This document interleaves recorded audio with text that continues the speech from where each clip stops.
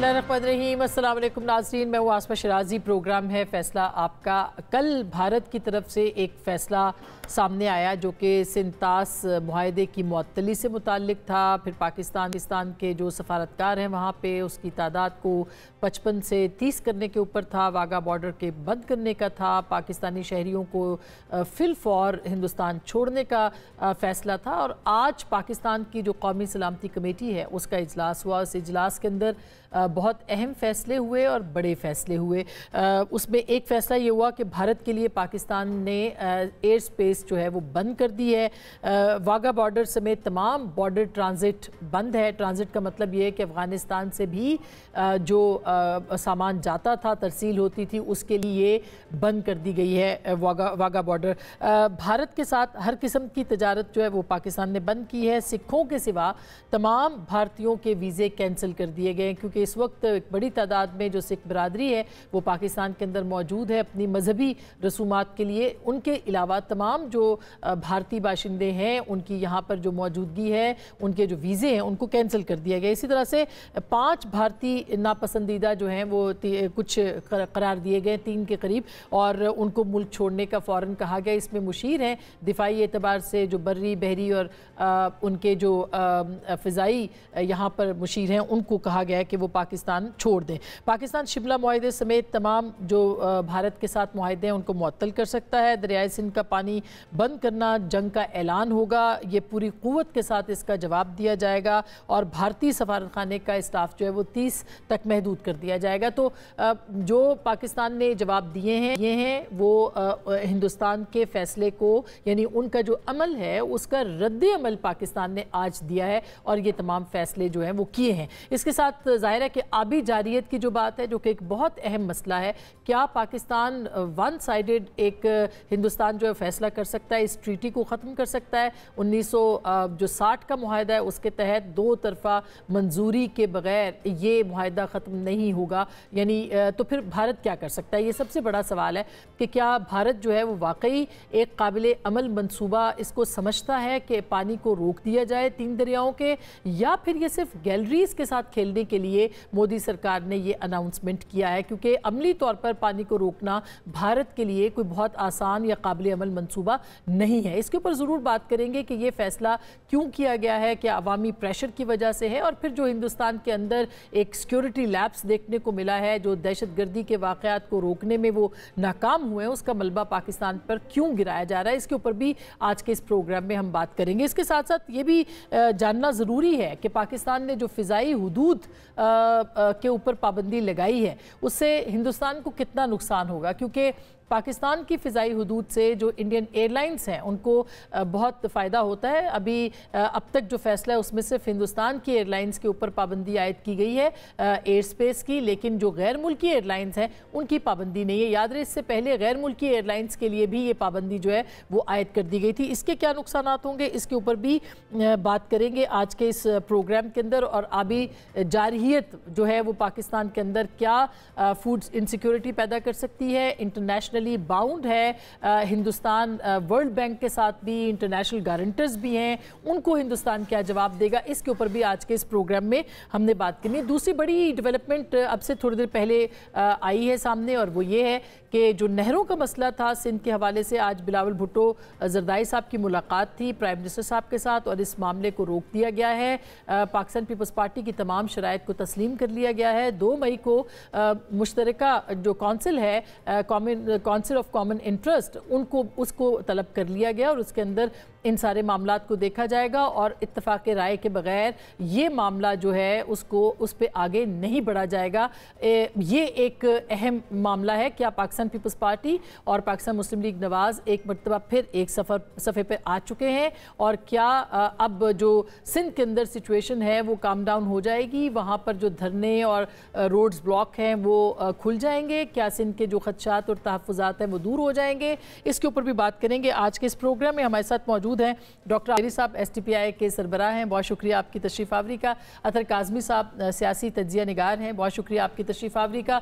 हमारे साथ मौजूद है जनाब मज़हर अब्बास साहब, किसी तारुफ के मोहताज नहीं हैं, पाकिस्तान के सीनियर तरीन सहाफ़ियों में से हैं, बहुत शुक्रिया आपकी तशरीफ़ आवरी का। और खुर्रम दस्तगीर खान साहब हमारे साथ मौजूद है, पाकिस्तान मुस्लिम लीग नवाज़ के सीनियर रहनुमा, वफाकी वज़ीर ख़ारजा भी रहे हैं, वज़ीर दिफा भी रहे हैं, तो उनसे भी कुछ हुकूमत और उसके साथ साथ जो साबका उनका तजुर्बा है उस पर बात करेंगे।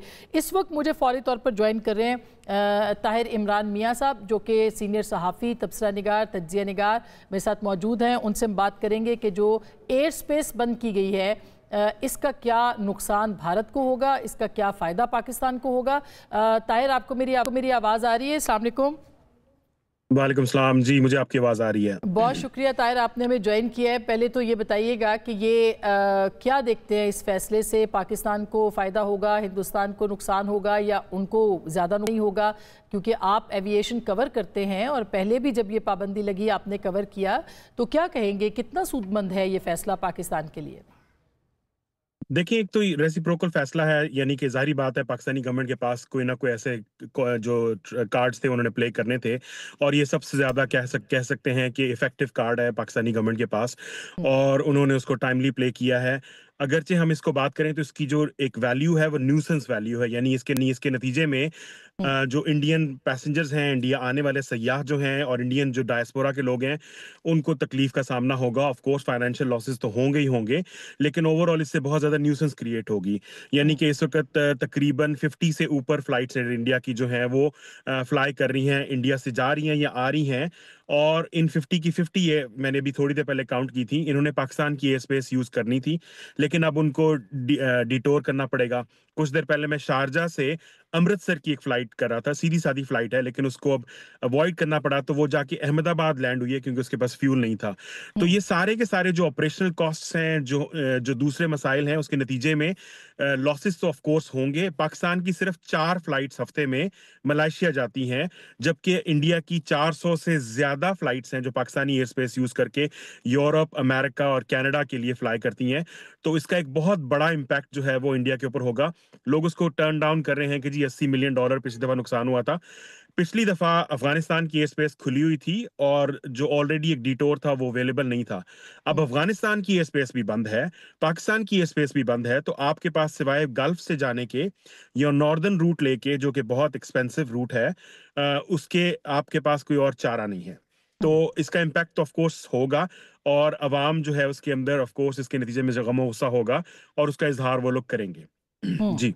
तो आपको लगता है कि कितना, आप कह रहे हैं कि $80 मिलियन का पहले नुकसान हुआ था जब एयर स्पेस बंद था? पिछली दफा तो अब कितना इंडिया की नुकसान एयरलाइंस को एक्सपेक्टेड है? मेरे नज़दीक इससे डबल कम से कम जो है वो इफेक्ट होगा, क्योंकि जाहिर बात है इस वक्त जो ओवरऑल जो क्या कह सकते हैं ना, इकोनॉमी जो है उसका साइज भी बड़ा है इंडिया की, उसके जो नंबर ऑफ फ्लाइट्स हैं वो भी इंक्रीज कर चुकी हैं पिछले तकरीबन जो अभिनंदन वाला मामला हुआ तो उसके बाद से। तो मैं समझता हूं कि कम से कम $200-300 मिलियन सिर्फ और सिर्फ डायरेक्टली एयरलाइंस को लॉसेस होंगे, जबकि उसके अलावा जो वाइडर इकोनॉमी है उसको, जाहिर बात है, देखें, लोग जो फ्लाई करना चाह रहे हैं इंडिया को, अब उन एयरलाइंस को, मसलन अगर एयरलाइन नॉन स्टॉप नहीं आ सकेगी, उसको एक डिफरेंट एयरक्राफ्ट अरेंज करना पड़ेगा। लेट से अगर एक फ्लाइट जो दिल्ली से लेट से सियाटल या सैन फ्रांसिस्को जाती है, अब वो 2 क्रू सेट्स के साथ जाती है, लेकिन अब अगर वो नॉन स्टॉप जाना चाहेंगे तो उनको 2 सेट ऑफ क्रू के साथ फ्लाई करना मुमकिन नहीं रहेगा, क्योंकि उनका ड्यूरेशन बढ़ जाएगा। और एयरलाइंस एविएशन में तो घंटे की फ्लाइट अगर बढ़ जाए तो उसके नतीजे में different set of rules apply होते हैं। तो मैं ये समझता हूं कि कम से कम ओवरऑल अगर मैं इसके एस्टिमेट्स लगाऊं, 1 महीने के लिए पाकिस्तान ने बंद किया, बाय द वे, मेरे नजदीक $500 मिलियन का एस्टिमेट मैं लगाना चाहूंगा, जो इंडिया की एयरलाइंस को, इंडिया की जो एविएशन इंडस्ट्री, सिर्फ एयरलाइंस नहीं, सिविलियन, मिलिट्री एयरक्राफ्ट तमाम के ऊपर ये इफेक्ट होगा, उसको इसका नुकसान होगा।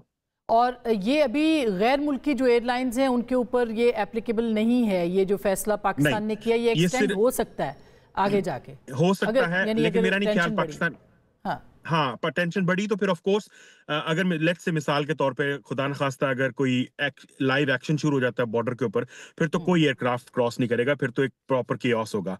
लेकिन फिलहाल तमाम इंडिया के रजिस्टर्ड जहाज जो हैं, कमर्शियल और सिविलियन और मिलिट्री, और तमाम इंडियन एयरलाइंस जिनके पास इवन वेट लीज जहाज भी हैं जो किसी और मुल्क के हैं लेकिन इंडियन एयरलाइन उनको चला रही हैं, उन सब के ऊपर यह पाबंदी लागू होती है 1 महीने के लिए।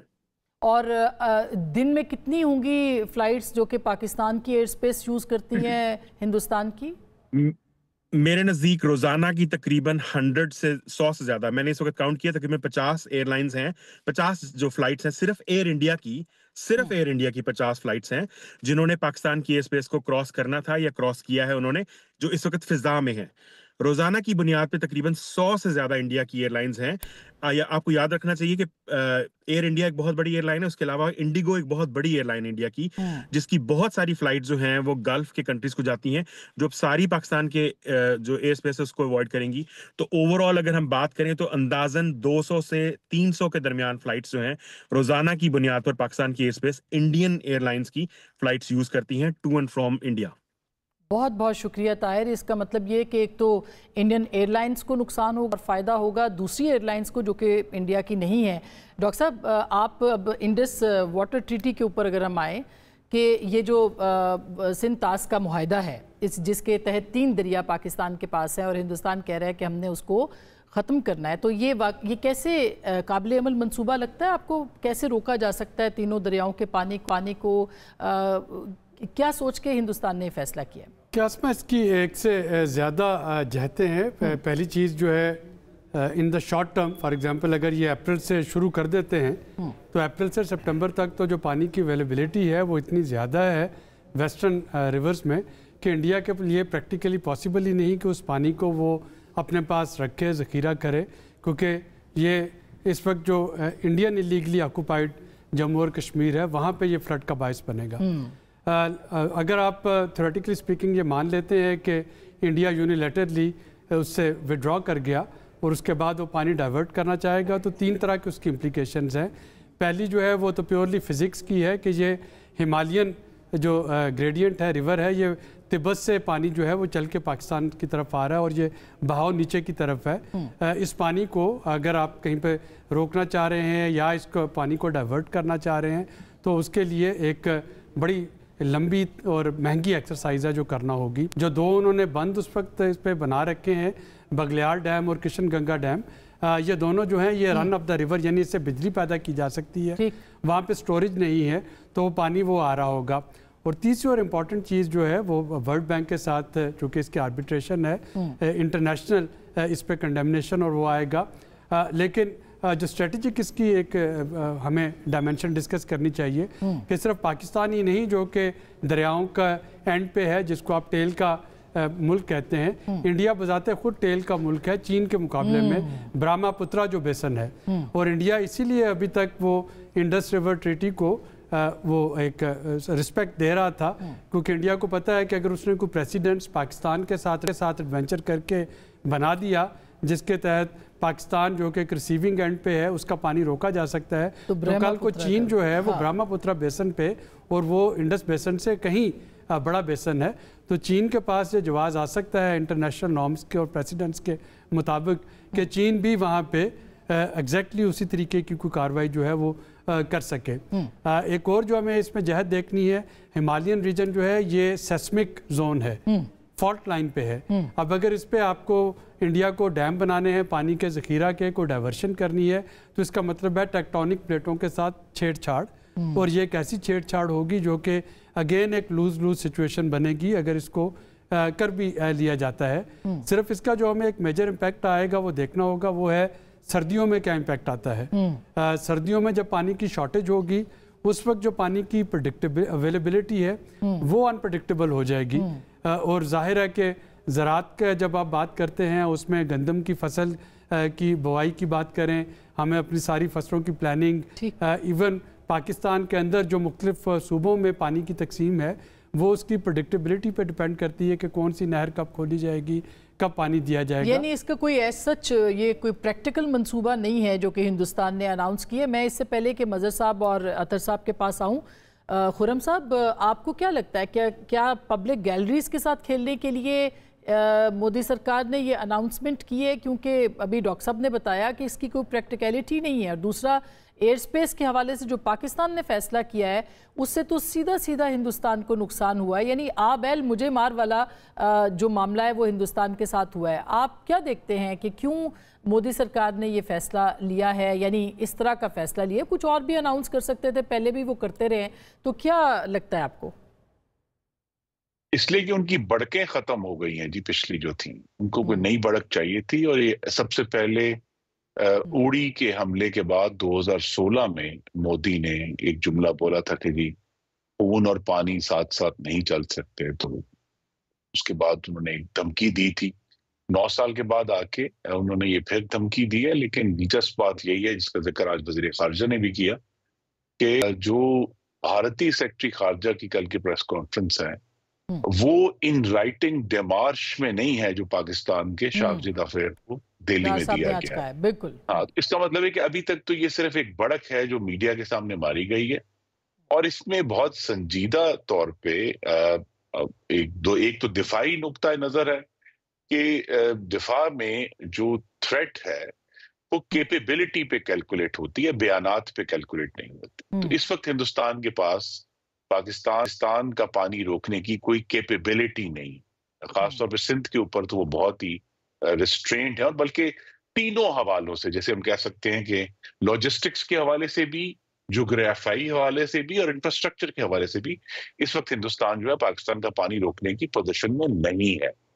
तो लिहाजा उन्होंने एक बात कर दी है जिसे मैंने कहा 9 साल पहले भी धमकी दी थी। लेकिन इसकी बहुत सीरियस मुज़मरात हैं। हिंदुस्तान जो यूनाइटेड नेशंस में कहता है कि जी मैं सुपर पावर हूं और मुझे यूएन सिक्योरिटी काउंसिल का परमानेंट मेंबर होना चाहिए। तो अगर आप इस तरह की हरकतें करेंगे कि आपकी जो नहीं, अब तो कहना चाहिए कि जो इंडस वाटर्स ट्रीटी थी वो, अगर मैं एक लफ्ज इस्तेमाल कर पाऊं तो एक गार्ड रेल थी, यानी एक आखिरी तहफ़्फ़ुज़ था पाकिस्तान और हिंदुस्तान के दरमियान जो कोऑपरेशन है उसका, कि उसकी मिसाल दी जाती थी कि जी इतनी जंगें हुई और इतना तनाव हुआ, लेकिन इंडस वाटर ट्रीटी जो है, ये सिंतास मुआहिदा, ये कायम रहा। तो अब अगर वो अपनी गार्ड रेल आखिरी गिराते हैं तो फिर हर चीज खुल जाएगी और उससे फिर जो है तनाव में भी इजाफा होगा। हिंदुस्तान की जो सफारती साख है वो भी गिरेगी। उनकी शायद कैलकुलेशन ये है कि उन्होंने जो अमेरिका के साथ एक तस्वीराती उनका एक स्ट्रेटेजिक कोऑपरेशन है, उसकी वजह से शायद वो अपनी साख बरकरार रख पाएंगे। लेकिन डॉक्टर सुलैरी ने दुरुस्त तौर पे कहा कि वो जो लोअर राइपेरियन है चाइना का, ब्रह्मपुत्रा के हवाले से, लेकिन जो चीज हमें ज़हन से निकल जाती है वो ये कि हिंदुस्तान को ये भी सोचना होगा कि जो पिछले साल बांग्लादेश में बहुत ही सख्त हिंदुस्तान मुखालिफ जज्बात जो हैं वो खुलकर सामने आए, उसमें एक वजह पानी की भी थी कि जब वो पिछले साल फरवरी में ही जो तीस्ता रिवर है, जो दरिया तीस्ता है, उसमें बहुत बड़ा क्राइसिस आया और बांग्लादेश में तब भी प्रोटेस्ट हुए जब हिंदुस्तान नजर आया कि वो उनके अपने बैराज के जरिए उसका पानी जो है कम किया और कंट्रोल कर रहे हैं। तो लिहाजा हिंदुस्तान को अपने चारों तरफ जो है देख के इस वक्त तो यूं लगता है कि वो एक बढ़क ही है जो उन्होंने लगाई है। पाकिस्तान को बहरहाल उसके लिए पूरी तरह तैयार होना चाहिए, दिफाई तौर पर भी और सफारती तौर पर भी। आज ये कहा भी गया है कौमी सलामती कमेटी के इजलास के अंदर, ये कहा गया है कि हम तैयार हैं। मैं उस पर भी आती हूँ जो आपने दिफाई एतबार से भी कहा है और दीगर उमूर पे भी हैं। मगर मज़हर साहब, ये जो अलामिया है या जो जवाब है कौमी सलामती कमेटी का, ये कितना मुअस्सर है? और मैं समझने की कोशिश कर रही थी कि ये शिमला मुआहदे का जिक्र जो है ये इसके अंदर क्यों किया गया है, क्योंकि शिमला मुआहदे की मुअत्तली तो पाकिस्तान के, आपको लगता है कि ये उसका अंदर शामिल करना क्यों शामिल किया गया होगा? मैं तो ये आपसे जानना चाहती हूँ और नाजरीन के लिए भी, कितना मुअस्सर जवाब है पाकिस्तान की कौमी सलामती कमेटी का?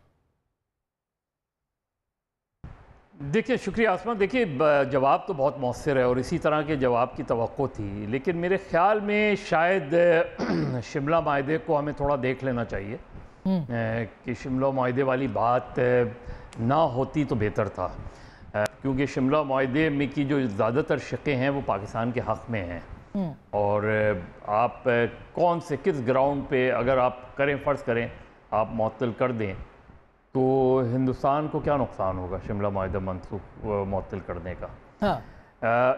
जो भारत की सूरत हाल है मुझे भी जैसे खुर्रम कह रहे थे कि ये जो सिंध तास वाली बात है, मुझे लगता है कि ये शायद इससे पीछे हटेंगे, क्योंकि वो मुझे नहीं लगता कि वो ऐसी सूरत हाल है। ये बहुत इनहेस्ट, जिस तरह ओवरऑल इंडिया का रिएक्शन इनहेस्ट लगता है जी हाँ, कि आपने बहुत ही जल्दबाजी में, ऐसा लगता है कि हर चीज़ के लिए तैयार थे कि यहाँ वाक़या होगा और यहाँ आप इस तरह का रद्द-ए-अमल देंगे, तो वो जिस तरीके से दिया गया है। अब हमारा चैलेंज ये है कि जहाँ हमें अपने ज़ाहिर दिफाई तौर पे हम अपनी तैयारियाँ हमारी हैं रहती हैं, मुकम्मल रहती हैं, लेकिन इंटरनेशनली हमने अपना केस कैसे लड़ना है।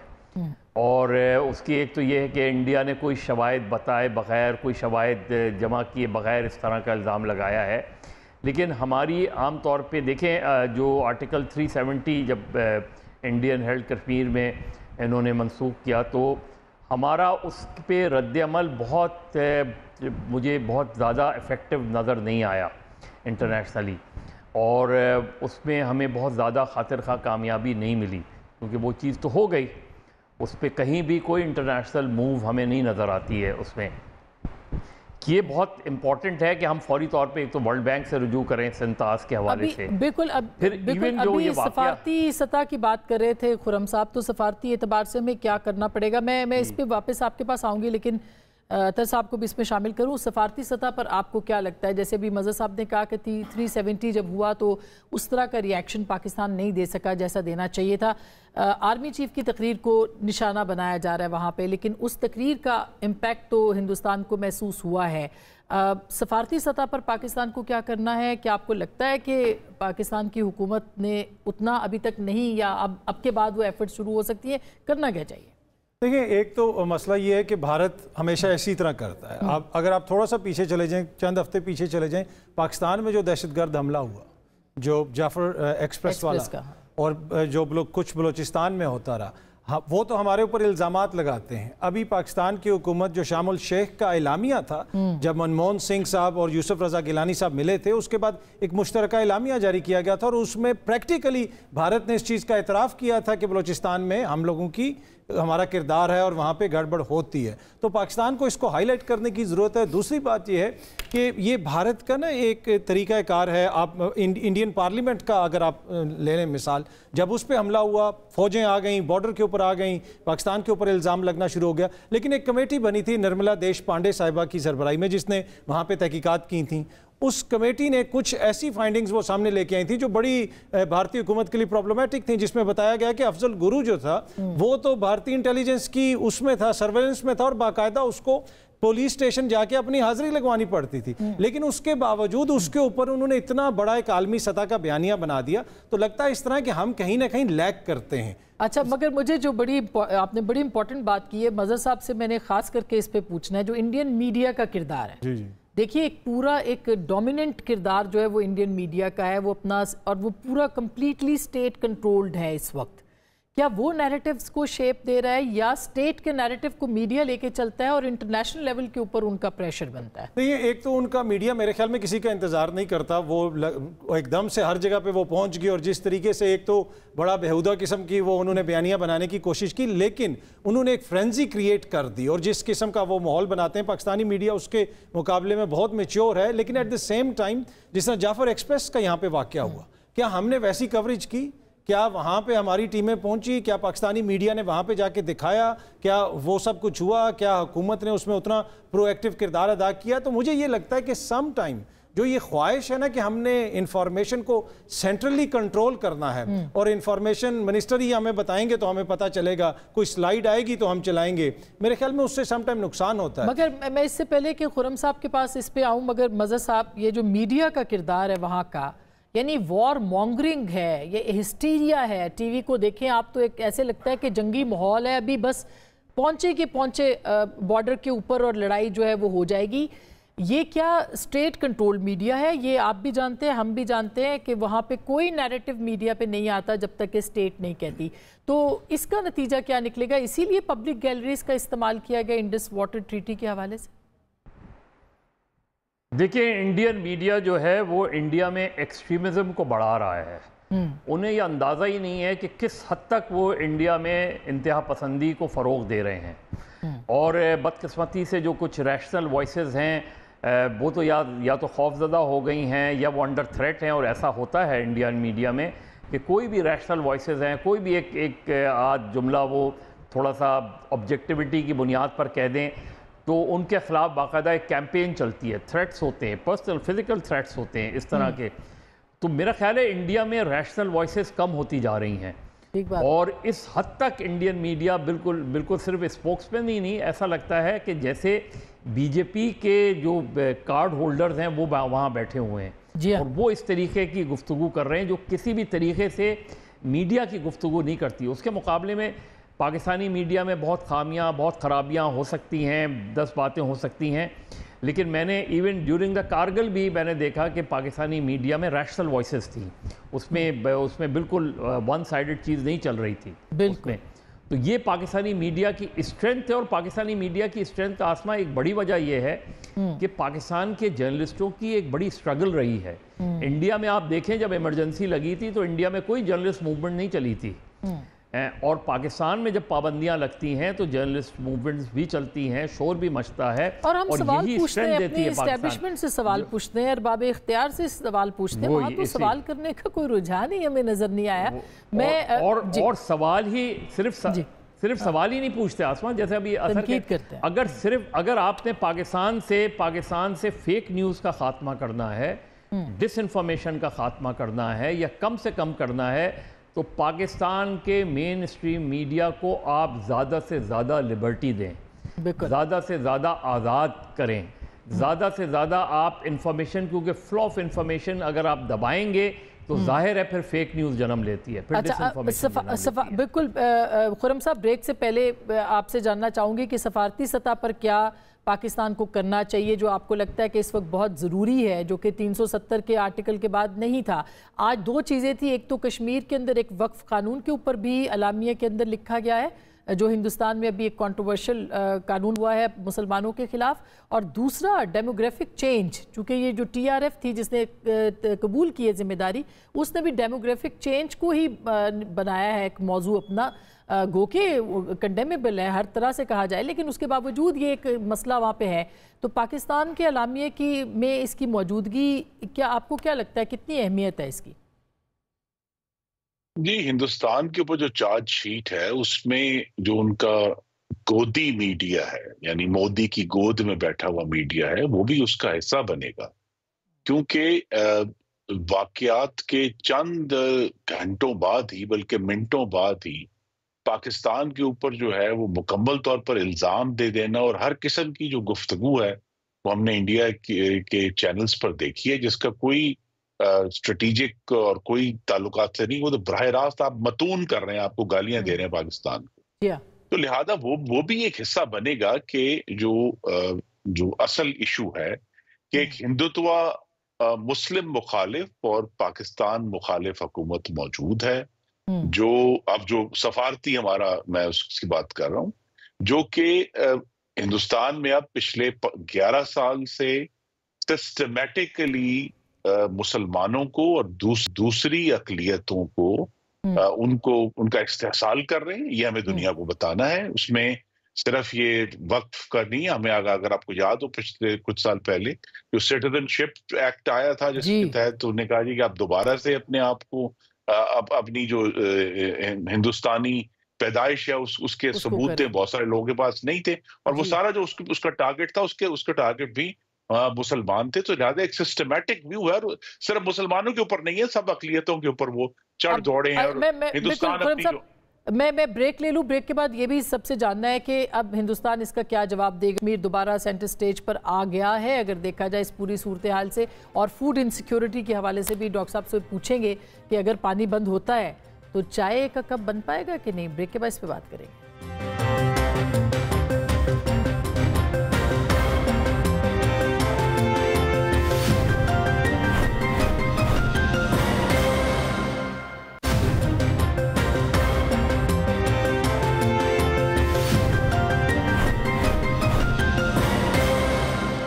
Welcome back. एक दफ़ा फिर आपको खुशामदीद कहते हैं। डॉक्टर साहब, अब ब्रेक से पहले हम बात कर रहे थे, तो ऐसे मैंने अज़राए तफन्नुन कहा, पहले तो हमने फैंटास्टिक टी जो है वो पिला दी थी, लेकिन अब पानी बंद होगा तो आप ये कह रहे हैं कि पाकिस्तान की फसलों को भी नुकसान हो सकता है, लेकिन स्टोरेज या पाकिस्तान के पास क्या ऐसी चीज़ होगी कि फूड इनसिक्योरिटी जो है वो ना हो? जी, आज पर मैं कह रहा था कि इंडिया के पास ऐसी ऑप्शन तो नहीं कि वो पाकिस्तान का पानी शॉर्ट टर्म में कोई ये वाटर कूलर तो नहीं कि उसकी टूटी खोल दी और बंद कर दी, लेकिन जो प्रेडिक्टेबिलिटी है पानी के फ़्लो की वो सर्दियों में ड्राई सीजन में यकीनन मुतासर हो सकती है।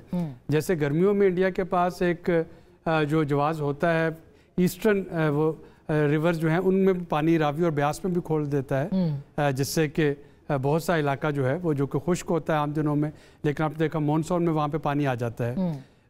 इसी तरह से ड्राई सीजन में जब पानी बहुत कम हो जाता है, फ़्लो कम हो जाता है, वहाँ पे टेम्परेली शॉर्टेज जो है वो उसकी फ्लक्चुएशन जो है अवेलेबिलिटी की, वो दो चीज़ों को मुतासर कर सकती है पोटेंशियली। एक तो तरबेला डैम में पानी की स्टोरेज की वजह से जो बिजली की पैदावार है उसकी कमी, और दूसरा उस वक्त जो हमारी रबी की फसलें जो हैं जो काश्त हो रही होंगी उनके लिए पानी की जो अवेलेबिलिटी है उसमें कमी। और ये भी हम यहाँ पे जिक्र करते चले कि ये पहला मौका नहीं कि ये सिंतास मुआहदे के ख़िलाफ़ इंडिया ने बात की। आपको याद होगा जनवरी 2023 में उन्होंने यकतरफा तौर पे कोशिश की कि इसको रीनेगोशिएट किया जाए। ये भी 2 साल पहले तो उन्होंने कहा कि जी क्लाइमेट चेंज आ गई है और पानी का फ़्लो मुतासर हुआ है और नेशनल जो यूजेज हैं वो चेंज हुए हैं, तो इसको रीनेगोशिएट किया जाए। अब सिंतास मुआहदे में कोई भी पार्टी ये यकतरफा फैसला नहीं कर सकती। पाकिस्तान ने उसको तस्लीम करने से इनकार किया। गारंटर्स हैं इसके अंदर, तो क्या कोई आलमी सतह पर कोई वर्ल्ड बैंक हम हर चीज़ को जोड़ते हैं, इधर we should be in that camp और इस कैंप, तो ये उस कैंप की लड़ाई भी कोई उसको भी बात हो। फिर उन्होंने सितंबर 2023 में फॉर्मली इसको जो है रीनेगोशिएट करने का नोटिस दिया, जिसपे कि वर्ल्ड बैंक जो कि गारंटर है, जब वो दरमियान में आया तो उसमें इंडिया ने कहा कि इस पे टेक्निकल एक्सपर्ट अपॉइंट कर दिए जाएं। ठीक। पाकिस्तान ने कहा कि नहीं, इसको आर्बिट्रेशन फोरम पे ले जाया जाए। तो वर्ल्ड बैंक के लिए भी ये एक मखमसा बन गया। पहली दफ़ा हुआ सिंतास मुआहदे की हिस्ट्री में कि दोनों पार्टीज जो थी वो अपना अलग-अलग इस पे डिस्प्यूट सेटलमेंट का जो है वो उस प्रपोजल पे भी वो एग्री नहीं हो रही थी। तो ये थोड़ा मुश्किल अब इसलिए लग रहा है, पेचीदा, मुश्किल तो नहीं, पेचीदा इसलिए लग रहा है कि इंडिया पे एक दबाव हुआ है चाइना का, कि चाइना इसके जवाब में क्या करेगा। पाकिस्तान जो है, पाकिस्तान को चाइना को भी बैलेंस करना है और IMF और जो टैरिफ के मामलात हैं उस पर अमेरिका के साथ भी एक बातचीत करनी है। अभी भी हमारे वजीर ख़जाना वहाँ पे हैं। अब ये देखने की बात होगी। असल में ऐसा नहीं लगता हिंदुस्तान हमें एक दीवार के साथ वो है कि हम कोई उस तरफ जाएं। देखिए इसकी टाइमिंग जेडी वैंस का वहाँ पे होना और फिर ये सारा कुछ हो जाना, और हमारे वजीर ख़जाना इस वक्त वहाँ पे टैरिफ की नेगोशिएशन भी कर रहे होंगे इस वक्त, तो ये चीज़ें जो हैं ये थोड़ा सा पेचीदा बना सकती हैं। अच्छा, ये इस पे मैं खुरम साहब से पूछती हूँ, लेकिन अतर भाई ये बताइएगा कि ये ऐसा नहीं लगता, ज़ाहिर है आर्मी चीफ की स्पीच थी और उसके बाद ये जो कुछ भी हम उसको फॉल्स फ्लैग कह सकते हैं, कल वज़ीर दिफा ने कहा इसको रूल आउट नहीं किया गया, लेकिन कश्मीर सेंटर स्टेज पे आ गया इस वक्त एक मरतबा फिर। यानी दो एटमी ताकतें हैं एक दूसरे के सामने खड़ी हैं इस रीजन के अंदर, नहीं पूरी दुनिया के लिए मसला बन सकता है। तो क्या कश्मीर के मसले के ऊपर पाकिस्तान जो है वो अब आगे उसको वो बढ़ सकता है, कोई अपॉर्चुनिटी निकल सकती है? देखिए, पहले तो आलमी दुनिया भी इसको बड़ी संजीदगी से लेती थी, इसको न्यूक्लियर फ्लैश पॉइंट कहा जाता था, बट टू बी ऑनेस्ट जब से पाकिस्तान को उन्होंने डिफरेंट ब्रैकेट्स में डालना शुरू किया है, ना वो पाकिस्तान को इंडिया के साथ कंसिडर करते हैं। FPAC का आपने सुना होगा, वहाँ से मामला शुरू हुआ, अब वो हमें एक डिफरेंट नज़र से देखते हैं, और यही वजह है कि ये जो कश्मीर वाला मामला है उसके ऊपर भी हमें उस तरीके की सपोर्ट नहीं मिलती और उस तरह के तहफ़्फ़ुज़ात आलमी दुनिया भी नहीं कहती है, और हमारी तरफ से भी शायद कोताही हो, लेकिन उसमें एक हमारा इकनॉमिक इशू भी है, बहुत सारे दीगर जो है पाकिस्तान के अंदर सियासी हालात हैं वो भी मसाइल हैं। तो मुझे नहीं लगता कि फ़िलहाल जो है टू बी ऑनेस्ट कि इसकी वजह से आलमी दुनिया इसको सीरियसली उस तरीके से कश्मीर के पॉइंट ऑफ व्यू से लेगी। ये नहीं कि उनको मालूम नहीं है, उनको मुकम्मल इदराक है, लेकिन उनका जो मसला है वो इस वक्त पाकिस्तान नहीं है, उनका मसला है चाइना। उन्होंने चाइना को कर्टेल करना है रीजन के अंदर, उसकी हेजमनी खत्म करनी है, और उन्होंने उसके मुकाबले में भारत को यहाँ पे खड़ा फिर तो एक और अपॉर्चुनिटी बन सकती है पाकिस्तान और हिंदुस्तान के बीच बातचीत के लिए। बन सकती है बातचीत के लिए, लेकिन फिलहाल मेरे नहीं ख्याल कि वो भारत को अपसेट करेंगे। अगर आप देख लें भारत में जिस वक्त रजीम है वो तो नफरत के ऊपर, उसका फ्यूल ही नफरत है। वो बातचीत करके मोदी साहब ने तो अगले इलेक्शन में तो फिर बिल्कुल ही वो गए ना, अब की बार 400 पार का नारा था और मोदी साहब किस तरीके से जीते हैं वो सबको पता है। तो फिलहाल मेरा नहीं ख्याल कि वो इस मूड में होंगे कि वो पाकिस्तान से बातचीत करें, और ना ही आलमी दुनिया जो है वो मुझे इस मूड में नजर आ रही है कि इस मसले को हल करें। खुर्रम साहब, आप कैसे देखते हैं, ये अपॉर्चुनिटी में बदल सकता है कश्मीर के लिए, ये अपॉर्चुनिटी में बदल सकता है पाकिस्तान भारत के ताल्लुकात के हवाले से इंटरनेशनली, और जो अफगानिस्तान की ट्रेड अब बंद हो जाएगी उसका कितना नुकसान होगा? हमने एयर स्पेस की बात की, हमने इंडस्ट्री की बात की, मगर उस ट्रेड का कितना नुकसान होगा उसके बारे में तो आप तो रहे हैं कॉमर्स मिनिस्टर। जी, हमारे पास एक दफा फिर अपॉर्चुनिटी आई है कि ये हिंदुस्तान ने जो हाइड्रोबुली यानी आबी धौंस का मुतायरा किया है, तो इसको हम एक्सपोज करें। हिंदुस्तान ने हमें एक और अपॉर्चुनिटी दी है कि अमेरिका और कनाडा में जो इन्होंने वहाँ कत्ल करवाए हैं, जिस पे दोनों हुकूमतों में बाकायदा तौर पे अब केस चल रहे हैं हिंदुस्तान के ऊपर कि भी ये उस पर बाकायदा कहा गया है कि जी हुकूमत हिंदुस्तान इन्वॉल्व थी। वो बहुत इशूज हैं कि स्ट्रेटेजिक पार्टनरशिप की वजह से उसको उस तरह हाईलाइट नहीं, लेकिन हमारे पास मौका है कि हम इस इशू को भी हाईलाइट करें कि हिंदुस्तान जो है वो अपनी नफरत में, अपने प्रेजुडिस में एक रोग स्टेट बनता जा रहा है। क्योंकि पानी का मामला जो है दुनिया की तारीख में आबी जारियत इस किस्म की बड़ी कम देखी गई है, क्योंकि और अभी जैसा मैंने कहा पहले हिंदुस्तान ने ही बांग्लादेश के खिलाफ आबी जारियत की थी पिछले साल, क्योंकि ये एक मुल्कों की सर्वाइवल का मामला होता है और कोई भी मुल्क इसको जो है वो आराम से जाने नहीं देगा। तो लिहाजा यहाँ इश्यूज हैं कि हमारे पास अगर हम पेशेंटली इस पे करें, मसलन फिनलैंड और रशिया का आपस में राइपेरियन का इशू है, वो हमेशा उनके भी दरमियान में एग्रीमेंट्स हैं, हिंदुस्तान बांग्लादेश के एग्रीमेंट्स हैं। पूरी दुनिया में इस तरह जहां जहां मुल्कों के, यूरोप में एक दरिया डैनूब जो है पूरे यूरोप के 8 ममालिक से गुजर के समुद्र में गिरता है, तो वहां पानी के मामले को एक बहुत सेंसिटिव इशू समझा जाता है। तो हिंदुस्तान ने अगर इस हसासियत का जो दीवार थी वो गिराई है, तो फिर हमें उसकी कीमत उससे वसूल करनी है, लेकिन उसके लिए हमें एक बहुत संजीदा और इस्तकलाल के साथ सफारती जंग लड़नी पड़ेगी, जो हालिया सालों में पाकिस्तान ने नहीं लड़ी। और अच्छा, हमें 2019 में खास तौर पे जब ये कश्मीर एनेक्स हुआ, और उसके साथ ही हम फिर इस बात को जोड़ेंगे कि अगर हिंदुस्तान ने जो इस हद तक आबी जारियत तक चला गया है, तो कश्मीर में भी उसने जो है बैनुल अक़वामी कवानीन को तोड़ा है। तो उसको बहरहाल हमें अपने जो मफादात हैं उसके तहफ़्फ़ुज़ के लिए हिंदुस्तान को पूरी तरह इसकी जो आबी धौंस है और इसकी जो कत्ल है और दूसरी जो कश्मीर पर उन्होंने अपनी धौंस जमाई है, उस सबको इकट्ठा जोड़कर हिंदुस्तान को दुनिया के सामने एक्सपोज करना है। हाँ बिल्कुल, उसके लिए ये मज़हब ज़रूरी होगा कि आप अपने इंटरनली कितना आगे बढ़ते हैं। मैं आज सलमान अकरम राजा साहब की गुफ्तगू सुन रही थी, उमर अयूब साहब की गुफ्तगू सुन रही थी, वो फिर मशरूत करते हैं कि इमरान खान साहब के साथ जब तक बात नहीं होगी वो सिक्योरिटी कमेटी या पार्लियामेंट के अंदर आगे इस मामले पे भी इवन कौमी सलामती के आगे नहीं बढ़ेंगे। फिर कैसे हम आहंगी पैदा होगी और क्या हुकूमत कोई ऐसे स्टेप्स लेगी कि जिससे अंडरस्टैंडिंग हो, हम आहंगी हो? देखिए आसमा, एक तो मोदी और बीजेपी के नैरेटिव को समझें। Modi love hate and hate love, यानी वो उनकी पूरी अगर पॉलिटिक्स को आप देखें तो उसकी पॉलिटिक्स में, और यही फ़र्क है पाकिस्तान और इंडिया की पॉलिटिकल नैरेटिव में, कि इंडिया में जो एक्सट्रीमिज़म है उसको इलेक्टोरल सपोर्ट हासिल है, पाकिस्तान में एक्सट्रीमिज़म को इलेक्टोरल सपोर्ट हासिल नहीं है। और इसीलिए पाकिस्तान के पास बहुत अच्छी अपॉर्चुनिटी है कि आप पॉलिटिकल स्टेबिलिटी लाएं। एक्सट्रीमिज़म जो है वो जन्म देता है टेररिज्म को। अगर हम पाकिस्तान के अंदर इंतहा पसंदी को ख़त्म करने में कामयाब हो जाएं, पाकिस्तान में सियासी अफरा तफरी जो है इसको ख़त्म करना पड़ेगा। आपको एक मानना पड़ेगा कि पाकिस्तान की जो मेन स्ट्रीम पॉलिटिकल पार्टीज़ हैं उन्होंने कभी भी हेट पॉलिटिक्स यानी टुवर्ड्स, आप देखें पाकिस्तान के किसी इलेक्शन में एंटी इंडिया नैरेटिव नहीं रहा। और इंडिया के हर दूसरे इलेक्शन में एंटी पाकिस्तान नैरेटिव रहता है। तो आपके पास अपॉर्चुनिटी है अपने आप को दुनिया में ये प्रूफ करने की, ठीक, कि आपके यहाँ पॉलिटिकल स्टेबिलिटी अगर आती है, और मैं समझता हूँ कि सलमान अकरम राजा साहब या उमर अयूब या पीटीआई की लीडरशिप जो ये बात कह रही है, जो वो बाहर बात कह रहे हैं, ये उस इजलास में जाके बात करें। कि जी आप अगर एक अच्छा नेशनल कंसेंसस बनाएं तो और ज़्यादा पाकिस्तान मजबूत होगा। वो बात कॉन्फ्रेंस में ना जाने का जो नतीजा होता है वो बेसिकली यही होता है कि इंटरनेशनली बात क्या जाती है कि जी पाकिस्तान की अपोजिशन पार्टी ने इस इजलास में शिरकत नहीं की। तो ये मैसेजिंग जो है, और गवर्नमेंट के लेवल पर भी, गवर्नमेंट के लेवल पर भी उनको काम डाउन होना पड़ेगा। अगर कोई अपोजिशन पार्टी जलसा कर रही है, जलसा करने दें, आप क्या हर्ज है जलसा करने में, आप उसमें।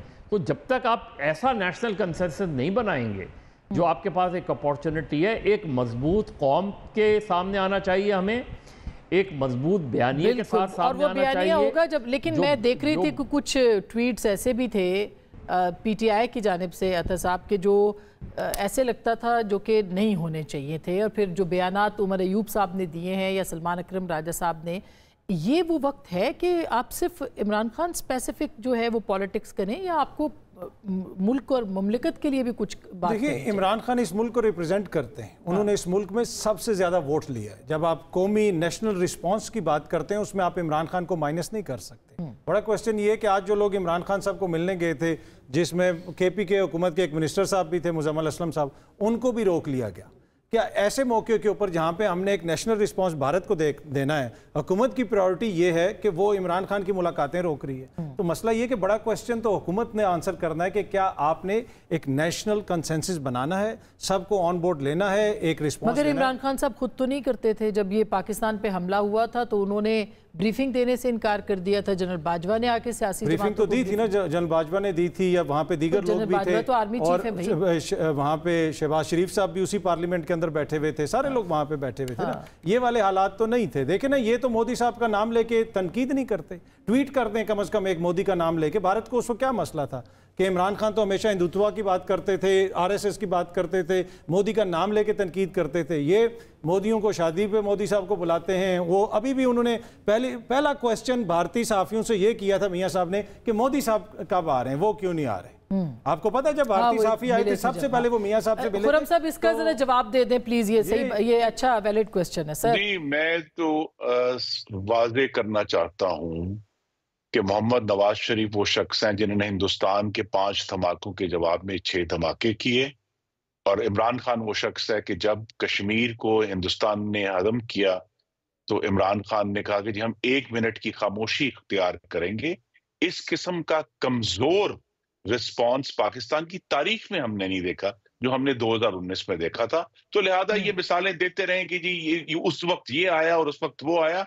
इशू यही है कि पाकिस्तान जो है उसने मुत्तहिद होकर हिंदुस्तान का सामना करना है।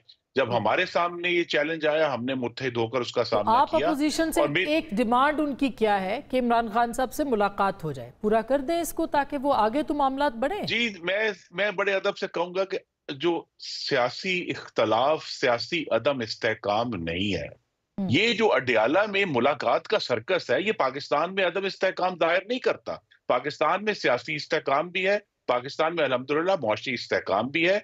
और ये जो इश्यूज हैं कि जी किसको किससे मिलने नहीं दिया, ये इस वक्त जब हम एक हिंदुस्तान की थ्रेट को काउंटर करने की कोशिश कर रहे हैं, ये तो बहुत ही फरोई गुफ्तगू है कि जी एक बंदा गया उसको मिलने नहीं दिया। इशू यही है, और ये मैं याद करा दूं कि मैं उस मीटिंग में मौजूद था उस शाम पार्लियामान की एक कमेटी रूम नंबर 2 में, कि जब हिंदुस्तान पाकिस्तान पर मिसाइल ताने खड़ा था और इमरान खान ने सिर्फ इस मीटिंग में आने से इनकार कर दिया था क्योंकि उन्हें ऑपोजिशन से हाथ मिलाना पड़ेगा। तो मैं जो चीजें हमने अपनी आंखों से देखी हैं, दो नेशनल सिक्योरिटी मीटिंग्स हुई, उसमें भी वो बतौर वज़ीर-ए-आज़म नहीं लाए थे। तो लिहाजा हमें कंसेंसस बहुत अच्छी बात है, पार्लियामान के जरिए हासिल करना है, और पार्लियामान में ही सारी गुफ्तगू इंशाल्लाह। बहुत शुक्रिया, थैंक यू सो मच। इसी सिलसिले में आज काउंसिल ऑफ ट्रस्ट के ऊपर रजामंदी पाकिस्तान पीपल्स पार्टी और PMLN की गवर्नमेंट ने की है, और अच्छा है कि मुश्तरका मफादात की कौंसिल में आएँ, पार्लियामेंट के अंदर मसले लेके आएँ, ये कौमी सलामती का इशू पार्लियामेंट के अंदर डिस्कस हो, पार्लियामेंट के अंदर पॉलिसी बने और एक आवाज़ पूरी दुनिया को सुने। इसके ऊपर हुकूमत को ज़रूर काम करना चाहिए और हम आहंगी पैदा करनी चाहिए। गुफ्तगू आपने सुनी, फैसला आपका।